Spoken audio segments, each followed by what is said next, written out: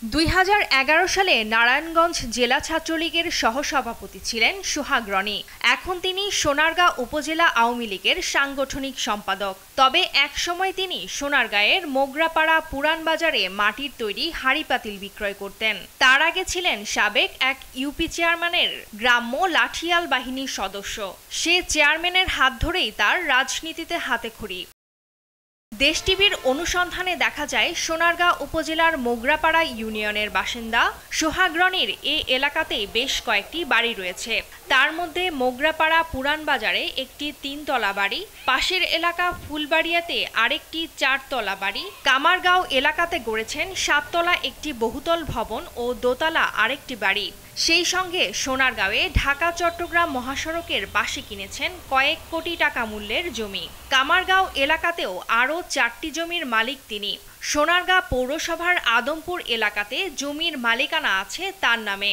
নারায়ণগঞ্জ নগরীর জামতলা আবাসিক এলাকায় এনএস টাওয়ারে কোটি টাকা মূল্যের ফ্ল্যাটের মালিকও সোহাগ রনি। চলাচল করেন প্রায় কোটি টাকা মূল্যের দুটি গাড়িতে।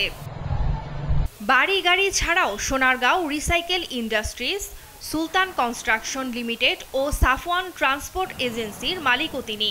একই উপজেলায় আবু তাওমা ওভারসিজ লিমিটেড নামে আরেকটি প্রতিষ্ঠানের মালিকানায় পাওয়া গেছে তার নাম।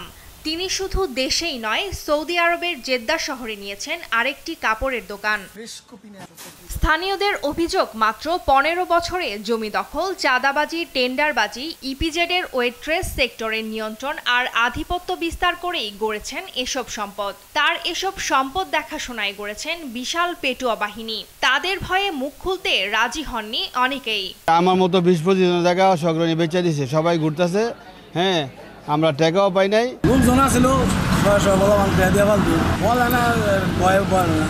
আগে জায়গা সব দর করে নিয়ে আবার উপরট করে কোম্পানি থেকে টাকা পয়সা নিয়ে পাবলিকে না দিয়া একচেটিয়া সে সব টাকা আত্মসাৎ করছে। আমার ছেলে ব্যবসা করতো, বিএস পাস, পাশাপাশি একটু ব্যবসা করছে। ভাসি আমার যেমন বুকটা খালি করছে, হ্যারমার বুকটা খালি করে। সাবেক ছাত্রলীগ নেতা রনির এমন অপকর্মে বিব্রত জেলা আওয়ামী লীগও। নেতারা বলছেন তার বিরুদ্ধে নেওয়া হবে দলীয় ব্যবস্থা। শুধু সোনারগাঁ না, এটা সারা দেশে আমরা দেখতে পাচ্ছি। এটা সম্পূর্ণভাবেই আমি আশা করি আমাদের কমিটিটা হলে এটা যাতে না হয় এ বিষয়ে অবশ্যই আমরা যত্নবান হব। সম্পদের কথা স্বীকার করলেও বৈধ পথেই উপার্জনের দাবি সাবেক ছাত্রলীগ নেতা সোহাগ রনির। সব মিলে ধরেন আপনার 8-10 কোটি টাকার মালিক হতে পারে। মানুষ অনেক কিছু বলে। সোহাগ রনি এখানে জমি জোর করে আমাদেরকে দখল করে আমাদের টাকা দেয় নাই বা আমাদের জোর করে জমি নিয়ে গেছে, এরকম ধরনের কোনো প্রমাণ কিন্তু নির্বাচনের আগে আমার বিরুদ্ধে কেউ মানববন্ধনও করে নাই আর আমার বিরুদ্ধে বলেও নাই। শীতের মধ্যে গোসল করে আমরা ফজর নামাজ পড়ছি, ওই ঘরের সন্তান আমরা। অতএব আমরা রাজনীতি করতে গেলে অনেক ধরনের মন্তব্য করবি। সুশাসনের জন্য নাগরিক সুজন বলছে, রাতারাতি শত কোটি টাকার মালিক বনে যাওয়াদের বিরুদ্ধে দুদককে অবশ্যই ব্যবস্থা নিতে হবে।